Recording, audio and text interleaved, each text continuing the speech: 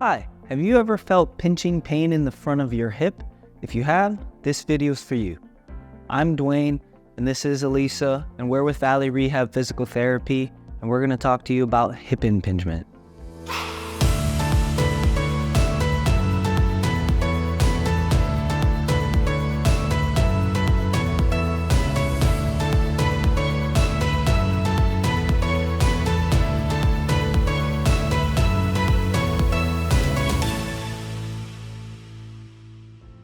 So there are multiple different types of hip impingement.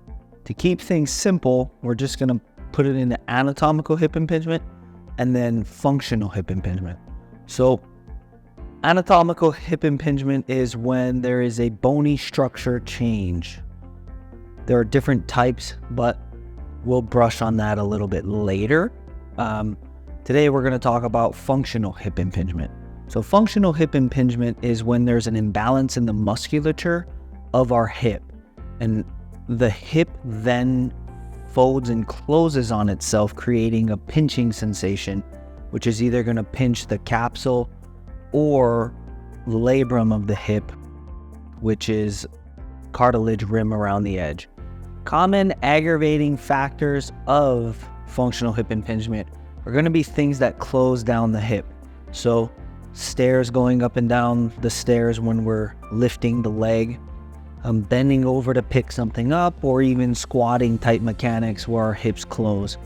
Some people also do get them with the sitting position, where if they sit for too long of a period as they're sitting, that creates more compression within that hip joint over a period of time.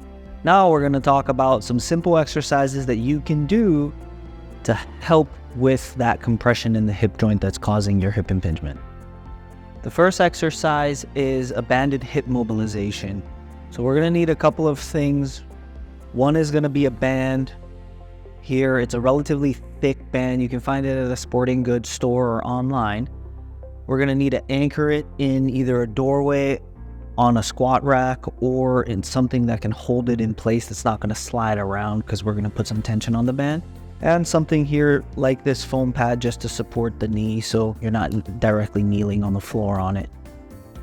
So we're going to start by sliding the one loop band that's open, that's not anchored, deep into the hip crease. That way she can use that band to pull. And the anchor point of that band is going to be slightly below the hip when she's kneeling. Okay, that's important to get the proper angle pull. So she's going to face perpendicular to the band. So as she's kneeling here, the band's not pulling behind her and the band's not pulling in front of her. It's pulling directly to the side. Now, what she's going to do here, she's going to scoot away from the anchor point and put slight tension on the band so she can feel a little bit of a pull from the band there. And she's going to start with her hand on her leg here, and she's going to bend her trunk forward, and she's going to feel a light stretch in the hip there. She's only going to go as far as she can without feeling an intense stretch or the pinching pain. Okay? The beginning phase is here, where we're dropping down, we're holding for a couple of seconds, and then coming back up. She's noticed how her chest is only reaching her knee area, and then she's coming back up. If this is comfortable and you don't feel a stretch, the next step is to then bring the hands and try to reach the hands to the floor here. Again, only if that's comfortable and there isn't a pinch, and if the first step doesn't feel a stretch. Okay, she's going to hang out for a couple seconds, then she's going to come all the way back up.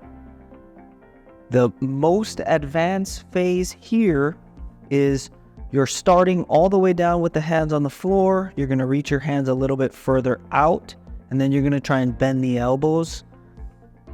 Again, this is the most advanced phase. That's only if you don't feel any stretch with the first two exercises. We're going to do this for about 15 to 20 repetitions, nice and slow, a couple of times a day. The next exercise is a groin stretch. So the easiest way to do this is standing here, and then we're going to widen our stance here. Elisa's going to demonstrate for us. So she's going to take a wide stance here, and she's going to shift her weight to one side away from the affected hip. So she should be feeling a stretch in the groin region there. And she's going to hold this for 30 to 60 seconds and then return to standing. Okay, so again, we're only going as far to feel a light to medium stretch. We're going to hold for 30 to 60 seconds and then return up. If you can't tolerate 30 to 60 seconds, it's okay. Shorten the period and then accumulate up to that minute period. If that is too easy and just doing a standard lean to one side doesn't feel a stretch, then we're gonna do a little more intense stretch here. Elisa's gonna get in the kneeling position. And again, the leg that's out to the side,